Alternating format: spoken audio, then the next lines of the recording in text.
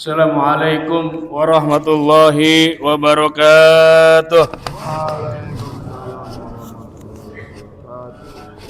Bismillah, alhamdulillah, wassalatu wassalamu ala rasulillah Sayyidina Muhammad ibni Abdillah wa ala alihi wa sahbihi wa mawalah, la hawla wa la quwwata illa billah, amma ba'du. Faqad qala Allah ta'ala fil Qur'anil Karim wa huwa asdaqul qailin. A'udzu billahi minasy syaithanir rajim. Bismillahirrahmanirrahim. Yarfa'illahu allazina amanu minkum wallazina utul ilma darajat. Wa qala Nabi sallallahu alaihi wasallam, utlubul ilma minal mahdi ilal lahdi. Allahumma rabbi shrah li sadri wa yassir li amri wahlul 'uqdatam min lisani yafqahu qawli. Pada kesempatan pagi hari ini bersyukur kita kepada Allah Subhanahu wa Ta'ala atas semua limpahan karunia nikmat yang Allah berikan kepada kita. Sholawat dan salam semoga tetap terlimpah curah atas junjungan alam baginda Nabi besar Muhammad sallallahu alaihi wasallam beserta seluruh keluarganya, sahabatnya, dan sampailah kepada kita sebagai pengikutnya yang insya Allah istiqomah menjalankan syariat yang beliau bawa. Bapak Ibu jamaah rahimakumullah, sebelum kita mulai taklim pada pagi hari ini, mari kita baca Ummul Quran suratul Fatihah.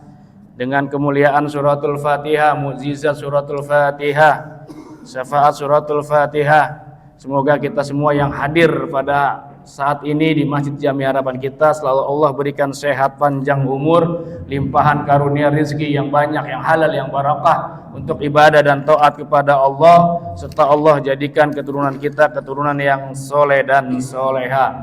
Ala haziniya wa kulli niyatin soleha wa ila hadratin Nabi. Al-Fatihah. A'udzu billahi minasy syaithanir rajim. Bismillahirrahmanirrahim. Alhamdulillahi rabbil alamin arrahmanir rahim maliki yaumiddin. Iyyaka na'budu wa iyyaka nasta'in ihdinas siratal mustaqim siratal ladzina an'amta 'alaihim ghairil maghdubi 'alaihim waladdallin. Amin. Kita baca Ummul Quran suratul Fatihah sekali lagi, khusus untuk orang tua kita, guru-guru kita yang sudah mendahului kita, dan juga untuk orang yang telah berjasa wasilah beliau berdua, kita dapat beribadah di Masjid Jami Harapan kita ini. Dan juga kita kirim doa khususnya Fatihah. Tadi ada jamaah kita yang ibunya meninggal. Siapa tadi namanya? Ibu Kemi binti Kasmadi. Ila hadratin Nabiil Mustafa Sayyidina Muhammad wa ala alihi wa ashabihi wa azwajihi wa zurriyyatihi wa ahli baitil kiram. Summa ila ruhi almarhum wal marhuma man hadara fi hajal majlis. Summa ila ruhi ususan Bapak Soeharto bin Kertosudiro. Summa ila ruhi ususan Ibu Hartina binti Sumuharjomo. Summa khususan Ibu Kemi binti Kasmadi. Allahumma ighfir lahum warhamhum wa'afihim wa'fu anhum syai'ul lahum. Al-Fatihah. A'udzu billahi minasy syaithanir rajim. Bismillahirrahmanirrahim. Alhamdulillahi rabbil alamin arrahmanir rahim maliki yaumiddin. Iyyaka na'budu wa iyyaka nasta'in ihdinas siratal mustaqim siratal ladzina an'amta 'alaihim ghairil maghdubi 'alaihim waladdallin. Amin. Bapak Ibu jamaah rahimakumullah, sebelum saya memulai kajian pada pagi hari ini, saya ingin mengcounter di pertengahan bulan Oktober lalu, kurang lebih tanggal 13 Oktober, yang mana ini juga sudah saya sampaikan pada jamaah kajian Sabtu subuh di Musola Al-Ikhlas, walaupun kejadiannya sudah setengah bulan yang lalu, di satu acara televisi swasta nasional Indonesia ada suatu acara namanya lupa saya, Expose Unsensor kalau nggak salah, yang mendiskreditkan pondok pesantren dan mendiskreditkan para kiai, para ulama. Karena memang di akhir zaman ini kita umat Islam sedang mengalami ujian yang sangat berat sesuai dengan sabda baginda Rasul. Nanti di akhir zaman yang saat ini kita alami, Islam ini banyak, tapi Islam seolah-olah hidangan yang ada di meja makan, diserbu dari kiri, kanan, depan, belakang. Kita hanya menang mayoritas, tapi kita kurang persatuannya. Apalah artinya mayoritas yang hanya mengandalkan kuantitas dibanding minoritas yang mengandalkan kualitas. Jadi cuma menang banyak doang. Makanya habis kita Islam diserang. Beberapa tahun yang lalu belakangan ulama habaib diadu domba. Itu bukan zuriat Nabi katanya. Habis kita Islam diserang. Kemarin setengah bulan yang lalu muncul lagi di acara TV swasta nasional yang mendiskreditkan pondok-pondok pesantren, para kiai. Di situ dibilang ada perbudakan, ada feodalisme. Padahal saya pribadi yang mengalami nimba ilmu di pondok pesantren, tidak ada hal-hal yang seperti itu. Kami waktu itu para santri ingin sekali kalau kiai, kalau ustadz nyuruh, pengen banget itu. Jadi nggak ada perbudakan di sana, karena memang ini orang-orang fobia Islam yang ingin meruntuhkan Islam. Maka di framing lah bahwa Islam ataupun pondok-pondok pesantren, para kiai seperti yang kita lihat di acara televisi tersebut. Padahal itu jauh dari kenyataan. Kami kalau sedang membangun pondok pesantren, membangun kobong, itu kami para santri yang kerja bakti. Seneng disuruh sama kiai sama ustadz. Kami karena sebagai pelajar kami takziman wa takriman kepada guru-guru kami. Bukan kami diperbudak, tidak. Kalau ngecor kami kerja bakti. Saya pernah ngalamin bikin kobong baru, kita kerja bakti sama santri lain. Karena itulah yang nanti ketika kami mati, ketika kita meninggal, pahala jariah ngalir terus. Berupa apa? Berupa tenaga. Kita pernah membangun masjid ini misalnya, kita pernah membangun pondok pesantren walaupun hanya sekedar tenaga, tapi itulah yang akan menjadi amal jariah kita sampai hari kiamat. Tidak ada yang namanya di pesantren itu perbudakan ataupun feodalisme.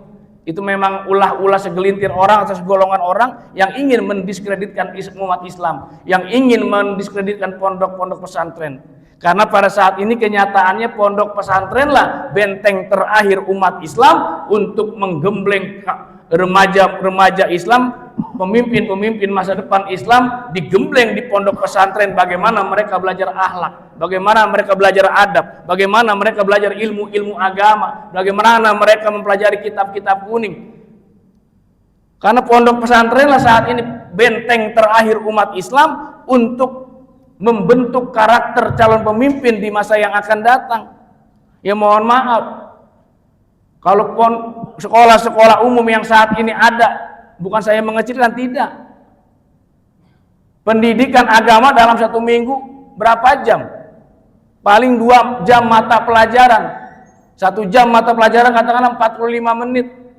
Berarti 2 jam mata pelajaran 90 menit dalam 1 minggu. Itu kalau gurunya datang. Kalau guru agamanya absen, tidak hadir. Mau kemana lagi anak-anak kita, generasi muslim yang akan datang untuk menimba ilmu agama? Jadi tidak ada perbudakan di pondok pesantren. Karena ketika kita mencium tangan guru, mencium tangan kiai, memang itu sepantaslah seorang murid terhadap guru. Takriman wa ta'ziman. Malah Sayyidina Ali pernah berkata, ana abdu man allamani walau harfan wahidan. Sayyidina Ali, sahabat baginda Rasul, sepupunya yang juga menantunya. Ini orang cerdas, salah satu sahabat Nabi yang cerdas, sampai Nabi bersabda, ana madinatul ilmi wa aliyun babuha. Kata baginda Rasul, aku adalah kotanya ilmu, aku adalah gudangnya ilmu, wa aliyun babuha, dan Ali adalah pintu masuknya. Jadi beliau berkata, ana abdu man allamani walau harfan wahidan. Aku adalah budak Aku adalah pembantu, aku adalah hamba sahaya kepada orang yang mengajariku walaupun hanya satu huruf. Tuh, Sayyidina Ali, sahabat Nabi yang surganya dijamin, aja mengatakan aku adalah seorang hamba sahaya, aku adalah seorang khodim, pembantu kepada orang yang telah mengajari aku walaupun satu huruf. Bagaimana kami para santri yang menyantren bertahun-tahun, hidup sehari-hari bersama kiai sama ustadz, diajarkan akhlak adab, mempersiapkan diri, membina karakter mental. Pondok pesantren itu kawah candra di mukanya orang Islam. Kalau nggak ada pondok-pondok pesantren, bagaimana nanti 10, 15, 20 tahun yang akan datang Islam di bumi persada Nusantara ini? Habis sudah. Coba kita lihat sekarang generasi muda, dekadensi moral di mana-mana. Remaja jauh dari agama. Bahkan ada istilah sekarang, tontonan dijadikan tuntunan, tuntunan dijadikan tontonan. Sudah kita lihat secara kasat mata, secara gamblang. Anak-anak generasi muda Islam, akhlaknya mohon maaf, sudah kurang adabnya kepada orang tua, akhlaknya dalam sehari-hari. Bagaimana mereka bergaul dengan yang lebih tua, bagaimana mereka bergaul dengan guru-gurunya di sekolah, sudah hilang itu semua. Karena memang yang diracunin oleh orang golongan-golongan yang tidak suka dengan Islam adalah generasi mudanya. Itu ya Bapak-bapak, Ibu-ibu. Jadi saya mengcounter berita itu. Kami para alumni waktu itu saya bermusyawarah tatap wajah untuk mengcounter hal-hal yang seperti ini. Ini Islam sedang diserang kiri, kanan, depan, belakang. Karena mereka yang tidak suka Islam, kalau perang fisik, perang kontak fisik kepada umat Islam sampai dunia kiamat nggak akan pernah menang, nggak akan pernah berhasil. Mari kita lihat sejarah bagaimana Afghanistan dijajah oleh Uni Soviet bertahun-tahun, sampai sekarang nggak bisa. Tapi mereka disebut ada Ghazul Fikri, perang pemahaman, perang pemikiran, diracunin generasi muda Islam pemikirannya. Yaitu tadi, tontonan dijadikan tuntunan, tuntunan dijadikan tontonan. Apa yang dia lihat itulah yang dijadikan kerjaan sehari-hari, dijadikan tuntunan. Yang ngaji, yang bawa kitab, yang bawa Quran ditonton. Gitu. Bapak-bapak, ibu-ibu jamaah rahimakumullah, itu counter saya tentang berita dari media televisi nasional yang mendiskreditkan pondok pesantren, yang merendahkan martabat ulama, kiai, para habaib. Sebenarnya itu semua tidak terjadi. Walaupun ada pemberitaan pesantren begini begitu, itu hanya segelintir kecil. Ya kita tidak pungkiri itu ada. Di agama lain juga ada, mereka juga ada. Tapi kenapa Islam yang selalu di blow up, selalu Islam yang selalu di framing untuk mendiskreditkan? Inilah, mari kita bangkit. Nanti ada kaitannya dengan surat Al-Mudaththir yang akan kita bahas pada pagi hari ini. Bapak Ibu jamaah rahimakumullah, bulan yang lalu kehidupan Nabi setelah menerima wahyu pertama, yaitu surat Al-Alaq dari ayat 1 sampai 5. Sekarang bab selanjutnya adalah halatul Arabi qoblal Islam.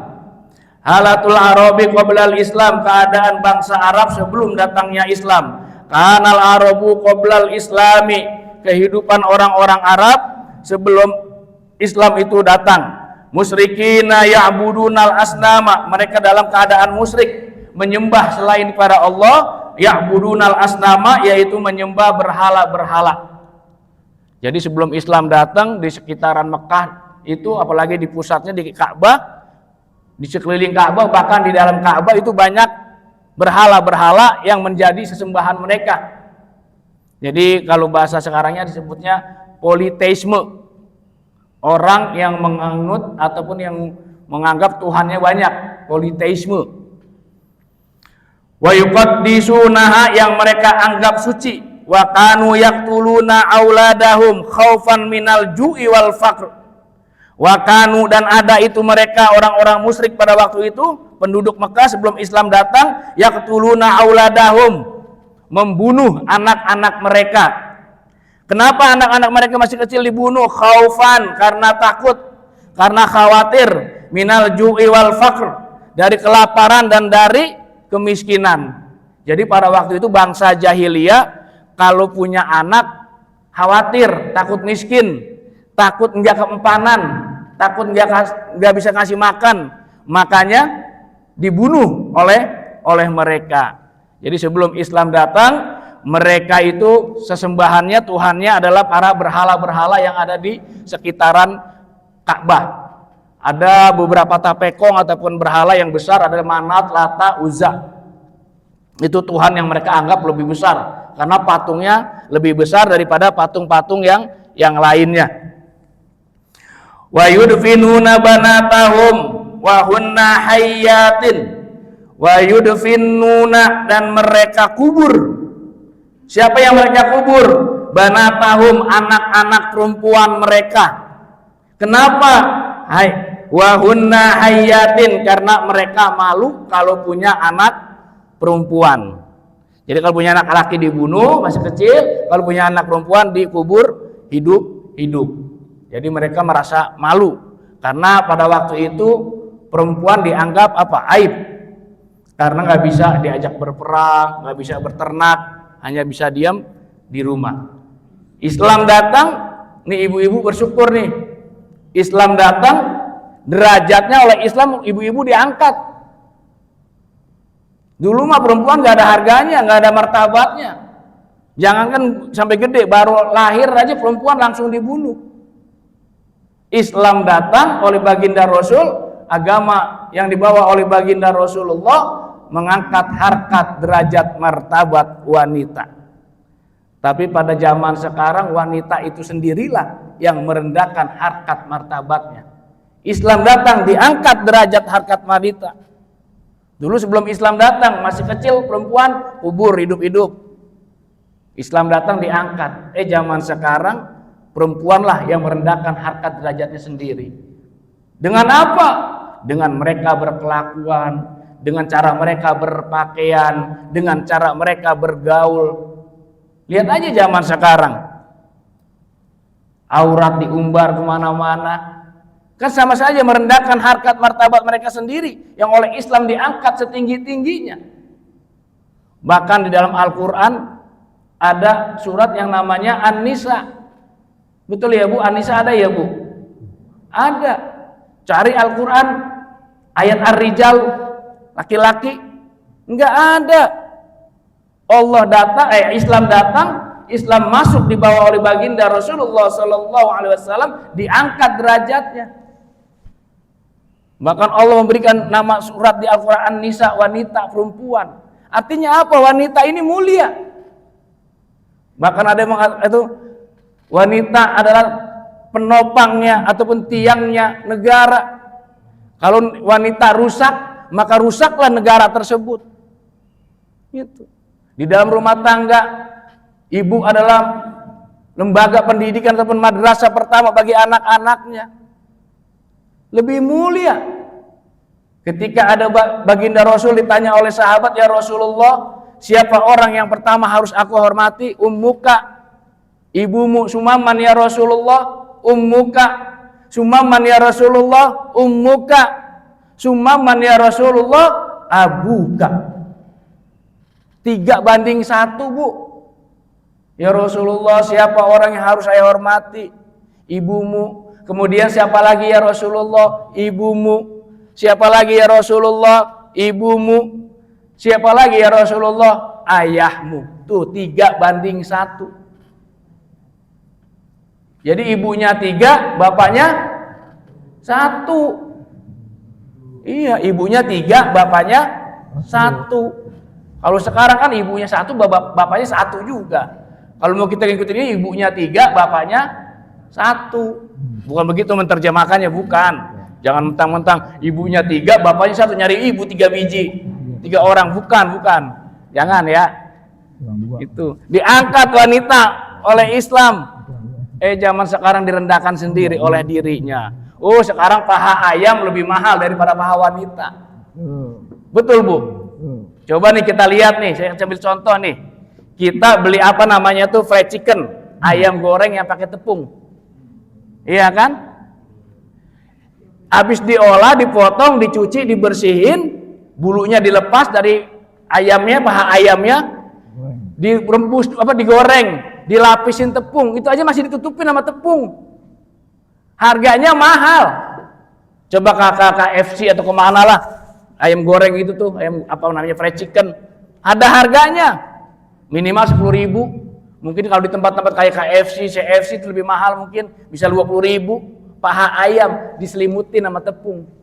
Wanita zaman sekarang pahanya diumbar, tidak ada harga dirinya, tidak ada nilainya. Karena apa?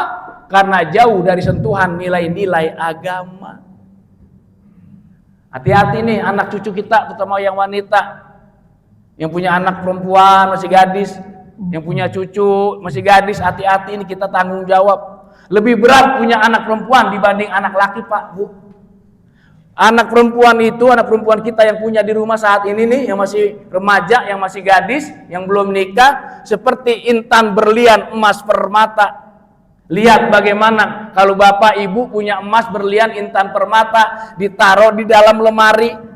Lemari ada lacinya, lacinya dikunci, pintu lemarinya ditutup, dikunci. Lemari adanya di dalam kamar, kamar ada pintunya, pintunya dikunci. Kamar adanya di dalam rumah ada pintunya dikunci. Rumah ada pagernya, pagernya dikunci. Berapa lapis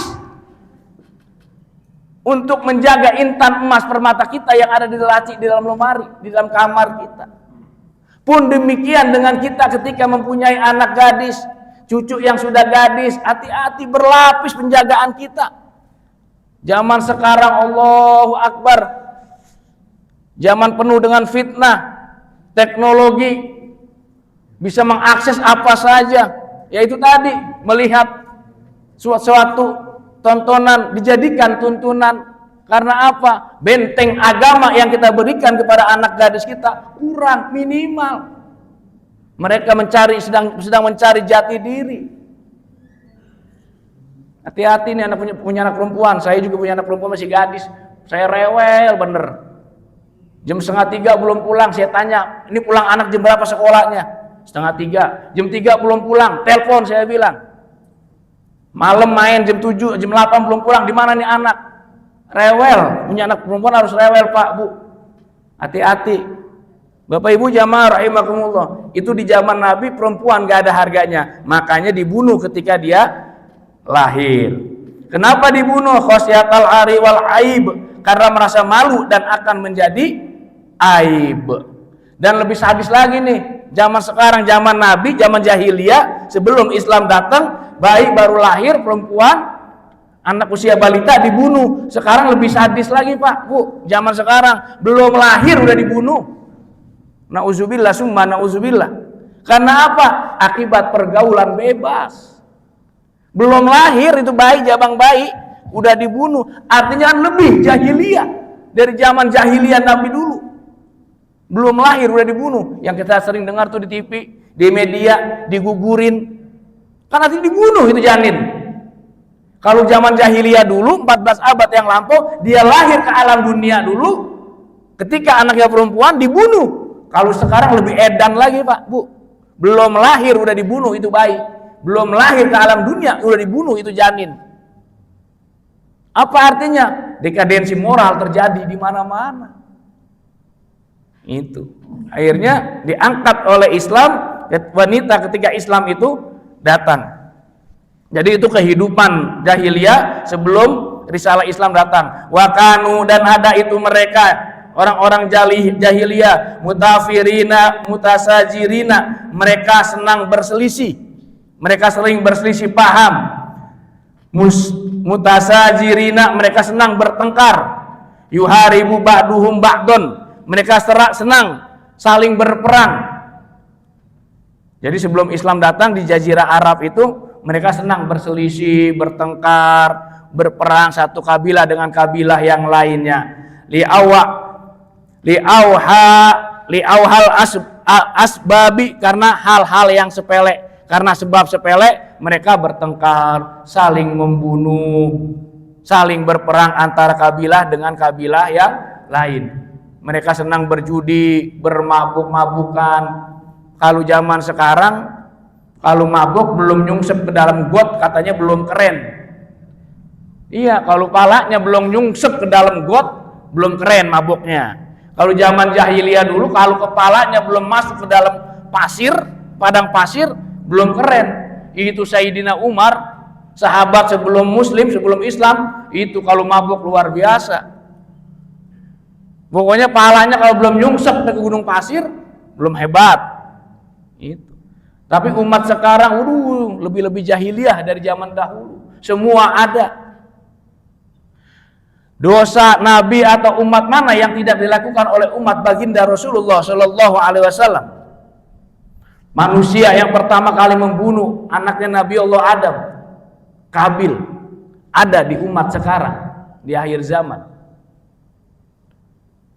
Saling mabuk-mabukan, saling berjudi, berzina, semua ada di umatnya baginda Rasulullah Shallallahu Alaihi Wasallam.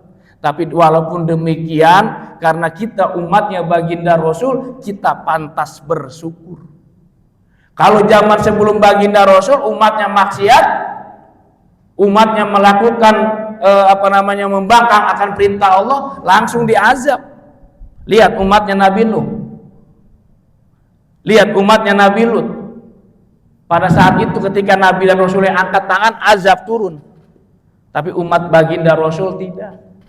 Segunung dosa yang kita punya, ketika kita mau menghadap kepada Allah, bertaubat, beristighfar, insya Allah Allah akan ampuni dosa kita. Walaupun segunung, ampunan Allah jauh lebih luas. Innallaha yuqbalu taubatan abdi walam yugorgir. Allah masih akan menerima taubat seorang hambanya walam yugorgir, sebelum napasnya ada di tenggorokan. Ini berkat apa? Berkat baginda Rasulullah Sallallahu Alaihi Wasallam yang begitu cinta kepada kita, yang begitu sayang kepada kita. Ketika di akhir-akhir hayatnya, ya Jibril katakan, apa hakku di hadapan Allah? Dijawab oleh Jibril, surga tidak akan dibuka sebelum engkau memasuki. Surga akan tidak dibuka sebelum umatmu masuk surga. Apa Nabi senang? Tidak. Nabi masih kurang puas jawaban Jibril. Bagaimana dengan umatku yang masih banyak dosanya? Dijawab lagi oleh Jibril, akan diberikan ampunan kepada Allah sebulan sebelum ajalnya datang. Masih terlalu lama.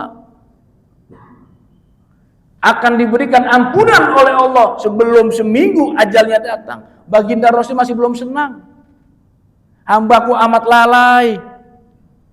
Akhirnya Allah akan masih menerima taubat kita, hambanya umat baginda Rasulullah Sallallahu Alaihi Wasallam, walam yugorgir, sebelum napas kita keluar dari tenggorokan, Allah masih terima taubat kita sebagai umat baginda Rasulullah Sallallahu Alaihi Wasallam. Itulah keutamaan umat baginda Rasulullah Sallallahu Alaihi Wasallam. Itu kehidupan orang-orang Arab jahiliyah pada waktu itu sebelum Islam datang. Sekarang ad-da'watu sirron, dakwahnya Nabi secara diam-diam. Karena interval waktu dari surat Al-Alaq ke surat Al-Mudassir terjadi ikhtilaf di kalangan ulama. Ada yang mengatakan 3 tahun dari Al-Alaq turun di Gua Hira sampai Al-Mudassir turun 1 sampai 7. Ada juga mengatakan 2,5 tahun. Ada lagi yang mengatakan hanya 6 bulan. Wahyu itu jeda. Ada lagi yang mengatakan 3 bulan, bahkan ada yang mengatakan 3 hari kekosongan wahyu dari surat Al-Alaq ke surat Al-Mudassir. Nanti saya jelaskan. Bada'an Nabi sallallahu alaihi wasallam bidakwati sirron lamma nazala alaihi ya ayyuhal mudassir qum fa'anzir wa rabbaka fakabbir wa siyabaka fatahhir wa rujja fahjur wala tamnun tastaksir wali rabbika pasbir. Bada'an Nabi sallallahu alaihi wasallam, ketika turunnya wahyu kepada Nabi Muhammad sallallahu alaihi wasallam bidakwati sirra, untuk berdakwah menyiarkan Islam secara diam-diam.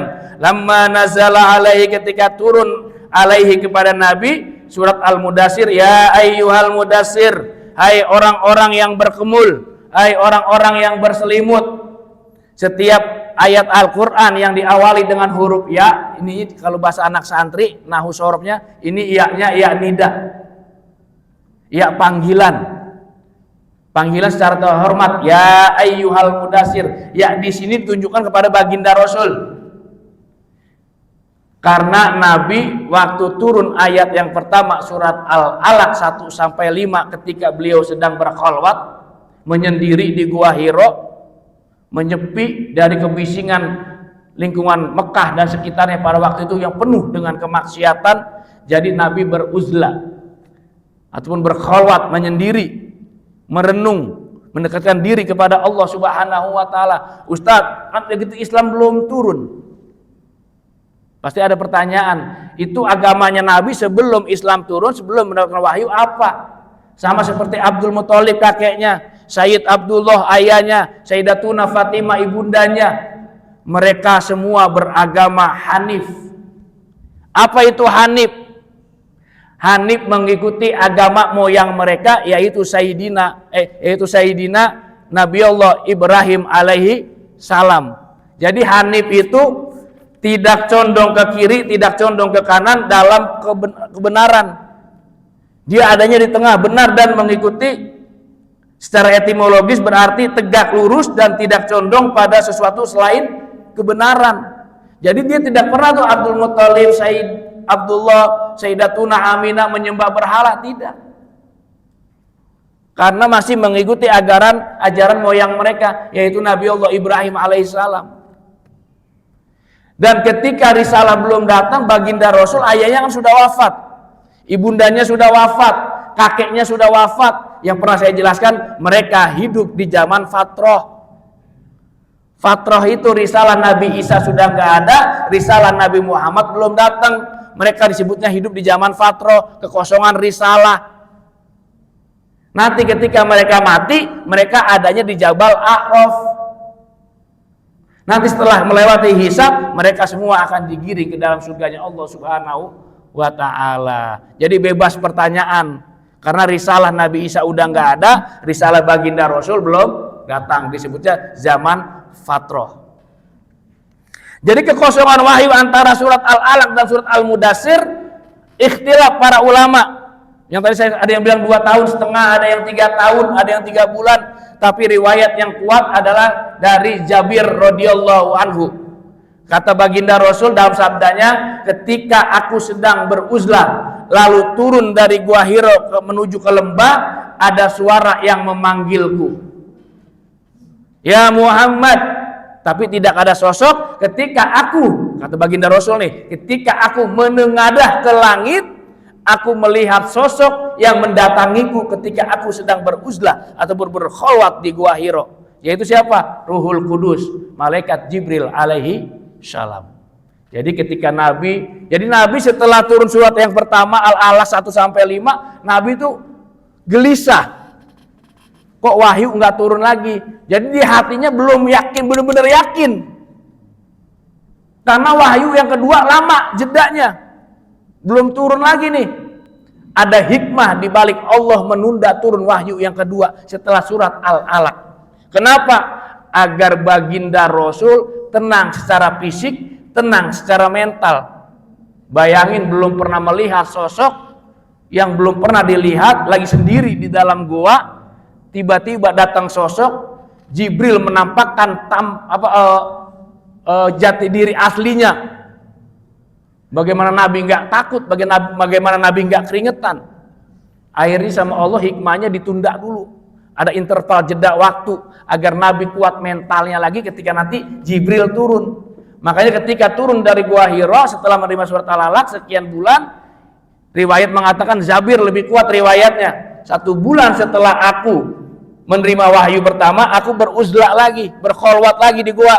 Setelah turun ke lembah, ada yang memanggil baginda Rasul. Ketika Nabi melihat ke atas, ada Jibril di atas, dan Nabi yakin ini sosok yang pernah mendatangiku ketika di Gua Hiro. Akhirnya Nabi panas dingin lagi. Pulang ke rumah, apa yang Nabi sampaikan kepada Sayyidatuna Khadijah, selimuti aku, selimuti aku, selimuti aku. Masih gemeter. Itu dijeda sama Allah. Bagaimana 1 hari atau 2 hari doang selangnya. Selimuti aku, selimuti aku, selimuti aku. Akhirnya oleh Sayyidatuna Khadijah baginda Rasul diselimuti. Masih gemetar melihat Jibril dalam bentuk asli. Ini setelah menerima surat Al-Alaq. Riwayat Jabir hanya dalam waktu sebulan. Akhirnya turun surat Al-Mudassir. Ya ayyuhal mudassir, hai orang-orang yang sedang berkemul ataupun orang-orang yang sedang berselimut. Kalau mau kita tafsirkan ayat ini di dalam kitab tafsir Al-Jalalain karya Al-Imam Jalaluddin As-Suyuti dan Al-Imam Jalaluddin Al-Mahali. Makanya dinamain kitab tafsir Jalalain, yaitu dua Jalaluddin. Jadi Jalaluddin As-Suyuti dan Jalaluddin Al-Mahali pengarang kitab tafsir Al-Jalalain. Menurut tafsir Al-Jalalain ataupun tafsir Jalalain, arti ataupun tafsir ayatan surat Al-Mudassir ini adalah orang yang sedang berselimut. Hakikatnya untuk kita umat Islam. Muhammad, umat Islam, bangkit, bangun, sampaikan dakwah, silakan engkau berkarya. Karena Islam agama yang unggul. Tafsirannya seperti itu. Kita umat Islam jangan berleha-leha. Qum fa'anzir, bangun. Jangan tidur aja, jangan selimutan aja. Bangun, cari dunia, tapi untuk akhirat. Bangunlah hai orang-orang yang sedang berselimut. Artinya orang yang menyelimuti dirinya dengan pakaiannya sewaktu wahyu turun kepadanya. Jadi Nabi diselimutin karena gemeteran. Selimuti aku, selimuti aku. Bangunlah hai orang-orang yang sedang berselimut. Qum fa'anzir, maka bangunlah, wa rabbaka fakabir, agungkan Tuhanmu. Di dalam kitab tafsir Jalalain, agungkan Tuhanmu ini artinya sembahlah Tuhan, bersihkan berhala-berhala yang ada di sekitar Ka'bah. Mengagungkan Allah, bersihkan itu berhala-berhala yang ada di sekitar Ka'bah pada saat itu. Wasiyabaka fatahhir, bersihkanlah pakaianmu. Bersihkan pakaian maksudnya lahir batin bersihin. Zohirnya membersihkan pakaian karena pada waktu itu Jazirah Arab masyarakatnya kalau pakai baju, pakai gamis yang laki nyengser. Apa nyengser? Lewat sampai melewati kaki, telapak kakinya. Jadi nyengser. Islam datang, wasiyabaka fatahhir, maka bersihkanlah pakaianmu. Karena khawatir ketika Islam datang, pakaian Jazirah Arab pada waktu itu masih seperti itu, khawatirnya mau ibadah terkena najis, onta, kotoran onta, segala macam. Makanya wasiyabaka fatahhir, maka bersihkanlah pakaianmu. Jadinya nanti kita nih Pak, utamanya afdolnya kalau sholat, kalau bisa sarungnya jangan di bawah mata kaki, kalau bisa di atas mata kaki. Afdolnya begitu. Jatuh hukum tak? Enggak jatuh hukum. Jadi seperti saya katakan, segala sesuatu perkara kembalikan kepada hukum. Ini jatuh hukum enggak nih? Kalau sarung kita melebihi mata kaki, jatuh hukum enggak? Enggak jatuh hukum. Kan hukum apa tuh? Ada 5. Sumber hukum ada 4. Kita kembalikan kepada hukum. Jadi kita jangan berdebat masalah hal-hal yang sepele, yang tidak jatuh hukum di situ. Sama kayak kunut. Kunut jatuh hukum. Jatuh, sunnah. Mau lakukan bagus, nggak dilakukan nggak masalah. Jangan berdebat hal-hal yang sepele di dalam Islam. Islam ini agama yang gampang, tapi jangan digampang-gampangin. Wasiyabaka fatahhir, maka bersihkanlah pakaianmu. Makanya maksudnya angkat pakaiannya. Baju gamis jangan nyengser sampai ke tanah. Itu tanah, itu jalanan disapuin sama baju gamisnya. Ibu-ibu nih kadang-kadang nih kalau pakai pakaian sehari-hari apalagi mau kondangan, nyengser itu gamisnya, jalanan disapuin sama bajunya tuh kotor. Jangan Bu, angkat minimal semata kaki. Wasiyabaka fatahhir. Gitu. Memang sih ibu-ibu kalau sholat pakai mukena, tapi kadang-kadang di dalam perjalanan mukena nggak ada, baju gamis ibu masih bersih, nutupin aurat boleh pakai, kan gampang tuh Islam. Jadi ibu-ibu sholat nggak harus pakai mukena, selama auratnya tertutup, pakai baju gamis yang dia pakai pada saat itu dalam melakukan perjalanan boleh, kan gampang tuh. Tapi jangan digampang-gampangin. Aduh, nggak ada mau kena, gue nggak jadi sholat deh. Nah itu yang nggak boleh gitu. Lalu yang selanjutnya, ayat yang selanjutnya adalah warujja fahjur. Wala tamnun taktasir wali rabbika fasbir. Wala tamnun taktasir, ketika kita memberikan kepada sesuatu jangan berharap lebih. Ini khusus untuk Nabi ayat ini. Wali rabbika fasbir, dan kepada Tuhanmu lah kamu bersabar. Ketika kamu nanti berdakwah, mendapatkan cacian, mendapatkan makian, mendapatkan hinaan, bersabarlah hanya kepada Tuhanmu. Jadi sama Allah sudah dibekalin tuh di surat Al-Mudaththir ayat 1-7. Sudah dibekalin mentalnya agar siap berdakwah. Jadi Nabi masih berdakwah diam-diam, door to door, pintu ke pintu. Ini seperti saudara-saudara kita yang saat ini menjadi tamu di Masjid Harapan kita, jamaah-jamaah tablik. Ini mereka, beliau-beliau ini berjuang dengan cara Nabi, door to door didatengin, membawahi dengan hikmah, dengan bijaksana, menyampaikan ayat-ayat Allah, menyampaikan sabda-sabda Nabi. Ini saudara-saudara kita jamaah tablik luar biasa perjuangannya.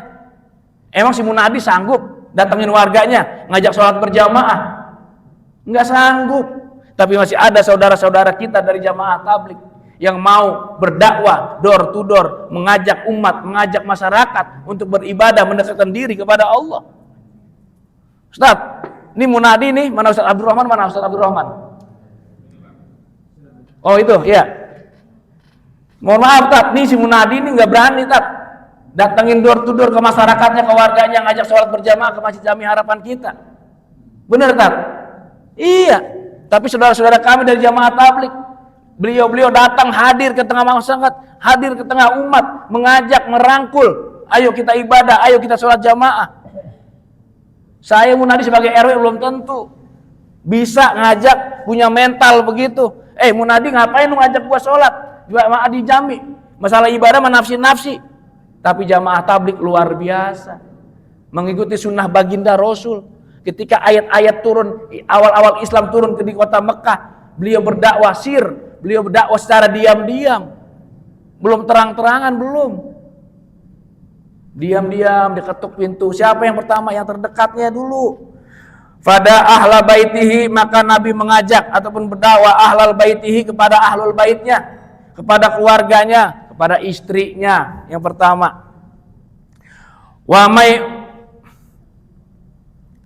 man yasiku bihi min asdiqaihi, kepada tetangganya, min asdiqaihi, kepada para sahabat-sahabatnya, allazina ya'taqiduna sidqahu, yang mereka percaya bahwa ucapan Nabi benar, mereka percaya apa yang disampaikan oleh baginda Rasul benar adanya.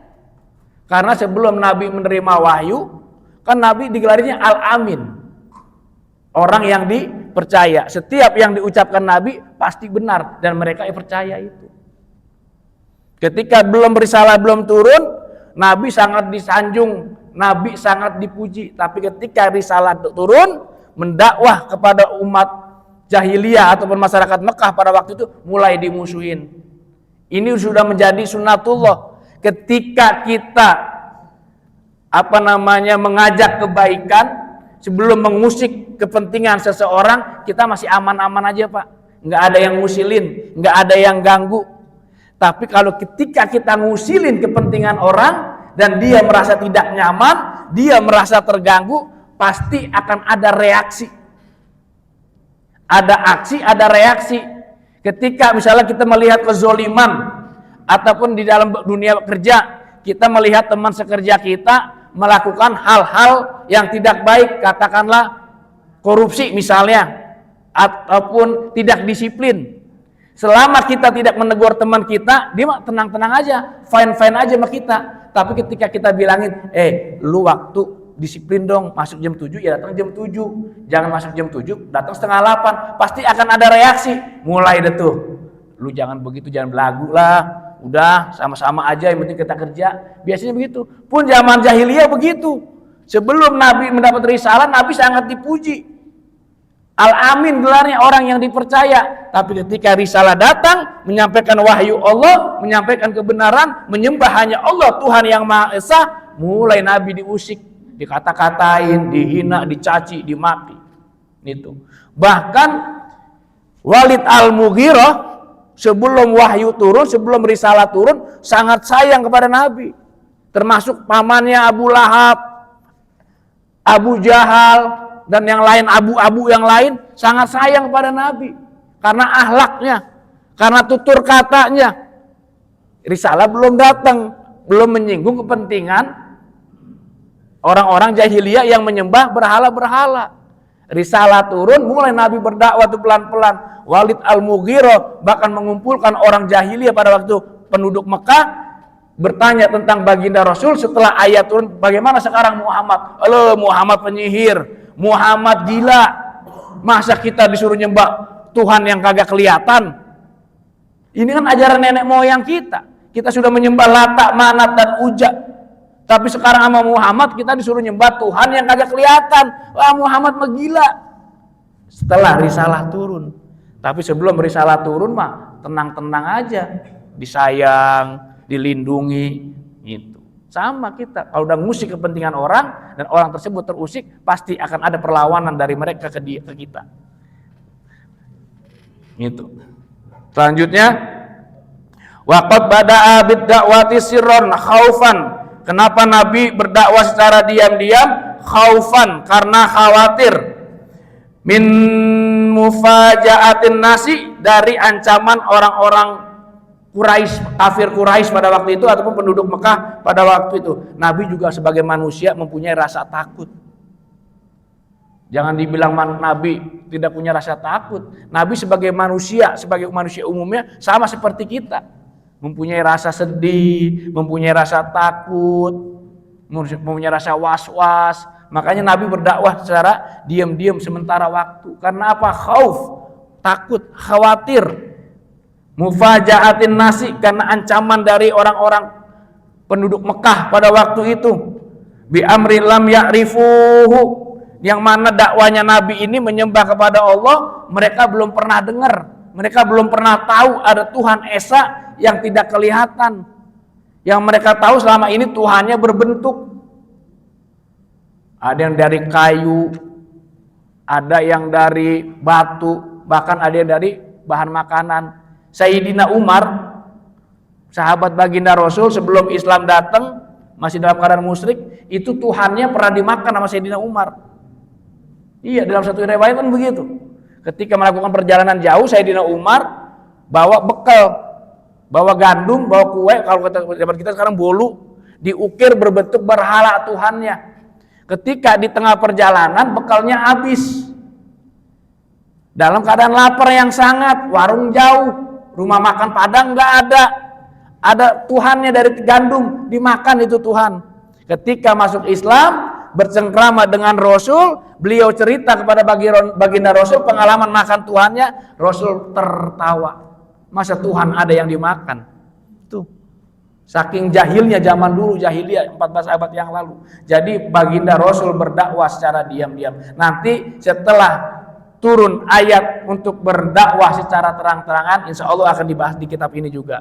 Fasda bima tu'maru wa a'rid anil munkar, anil musyrikin. Jadi setelah turun ayat baru Nabi berani dakwah secara terang-terangan. Ini saja yang dapat saya sampaikan karena sudah masuk waktu syuruk.